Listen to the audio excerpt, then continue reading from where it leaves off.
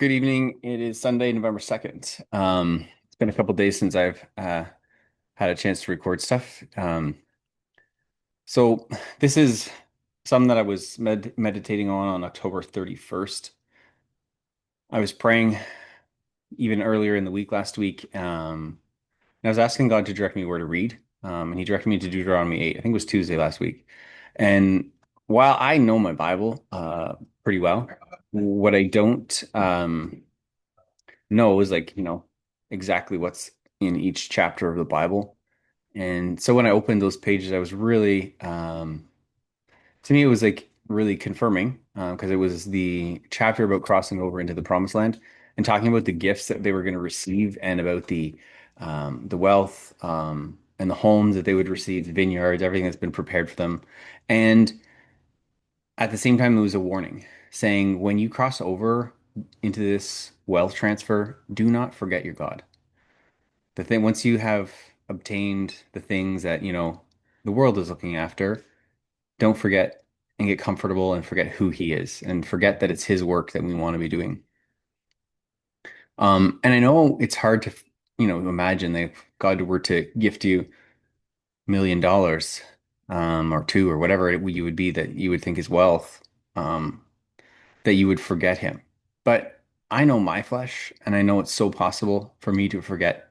Even like if I have an amazing vision and experience with God um, and I really am feeling empowered by that, what quickly happens thereafter is like the enemy tries to come in and steal that, and tries to get us caught up into the issues, problems of the natural again, and not focusing on him. So it's really easy because the enemy wants to get in and take that from us, steal from us what God has given, the freedom to do his will. And so we got to be just really careful of that. And that was the warning that I was feeling I was getting from that.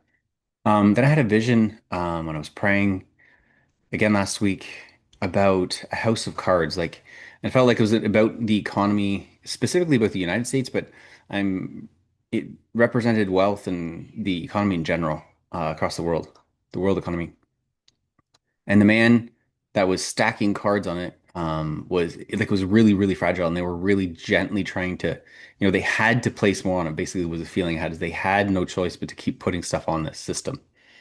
And it was really very unsteady, and they were nervous about it collapsing. And we know, and we've heard about the condition of fiat currencies and the concerns of the financial system that we're in right now.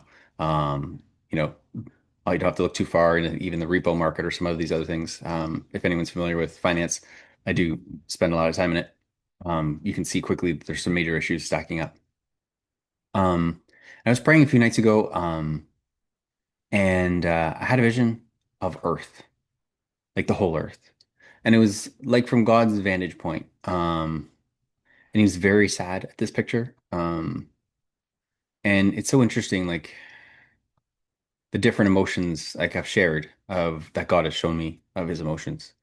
Um, and that sadness that he had, it wasn't as it was sad like just for the condition of the hearts of men that they weren't turning to him. That's really what the sadness was about. And it reminded me, I had another vision. God gave me of a man. Um, this was years ago now, like four maybe. And it was a man that was ahead of a specific religion. And I'd been praying and fasting, specifically concerned about this religion and wondering what was going on because at the time there was a whole bunch of scandals and whatnot. And it's a man that I knew, not really personally, but I knew him. I'd met him several times. And in my prayer and fasting time, he revealed to me his heart, God's heart on the matter. And God spoke a word to me and said, I have taken my spirit from this man. And never was I looking to know the condition of this man's heart. And God wasn't telling me the condition of his salvation or his hope or nothing like this. It was just the current condition that he was obviously not responding, I guess, that God would have had to do that. But at the same time as he told me this, he laid on me the sadness, the sorrow of his heart. And I can only explain that as like losing your entire family in one instant, like every single person that you know in your family just all of a sudden disappeared. This is the level of sorrow that I felt. And and I guys just weep. I wept for like 5 hours straight. I couldn't do anything else. It was uncontrollable. Um, and God was just showing me that despite him having removed his spirit from this man, that's the heart he felt. That's how much sorrow he felt. I mean, I'm sure it was even worse because I can't feel the level of sorrow as a human that God feels. But he was just showing me a bit of this. And um, so we can imagine that the sorrow that God sees when the world is not responding to the love of Jesus. But at the same point, on the opposite side of this coin, God has called us to be holy as he is holy. He's called us to be righteous as he is righteous. And there was our pastor last week shared about a lion. He said, if the lion is called to roar, well, the lion is made to roar. So that's not an issue for a lion. A lion knows exactly how to roar because they're able to. So you can only be called into something that you're able to do, right? So we wouldn't call a human to roar like a lion. It's not possible. But God calls us, he says, I call you to be holy as I am holy. Well, the only way that that's possible is that God has made us holy. He's made it such that we can be holy. And the only way we know that we can do that is through the blood of Christ. So he's calling us to trust in the blood of Christ.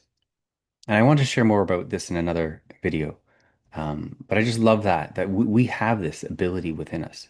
And we simply need to believe, have faith to trust in the blood of Christ.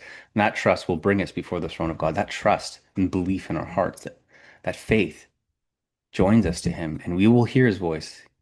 If we fully believe in that and we're spending time with him, there's no doubt that we will. Um, and also a day or two ago, I saw angels leaving heaven with gifts for the wealth transfer.